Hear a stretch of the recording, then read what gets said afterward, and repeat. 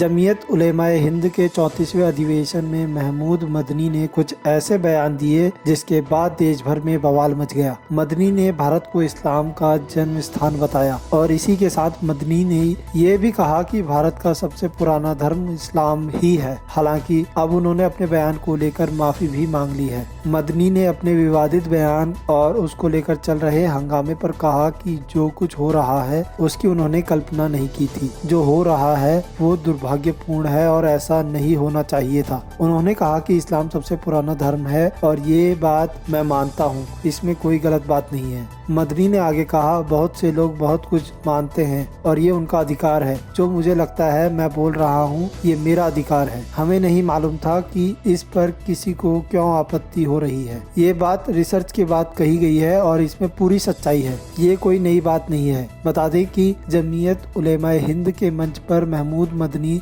इस्लाम की बात कर रहे थे तो लोकेश मुनी उनसे नाराज होकर चले गए थे। इस पर महमूद मदनी ने कहा कि जब हम अलग धर्म के लोगों के साथ बैठते हैं तो कुछ रिस्क तो होते ही हैं। कुछ रिस्क पहले से मालूम होते हैं। ये बिल्कुल कैलकुलेटेड रिस्क था। महमूद मदनी ने आगे कहा, मेरे दिल में सर्वधर्म संसद के लिए सम्मान है। मैं बहुत पहले से उससे जुड़ा हुआ हूँ। जाने अनजाने में उनको जो ठेस पहुँची है या किसी और को भी बुरा लगा है तो मैं उसके लिए 100 बार माफी मांगने को तैयार हूँ। मेरे किसी बयान से किसी के दिल को ठेस पहुँच जाए ये मुझे और मेरे इस्लाम को मंजूर नहीं है। गौरतलब है कि मौलाना महमूद मदनी ने जमीयत उलेमाए हिंद के 34वें आम सत्र में एक नई बहस छेड़ते हुए कहा, इस्लाम का जन्म स्थान भारत है, न कि अरब। भारत इस्लाम का जन्म स्थान है। ये मुसलमानों की मातृभूमि है। इस्लाम को एक विदेशी धर्म के रूप में मानना ऐतिहासिक रूप से गलत और पूरी तरह निराधार है।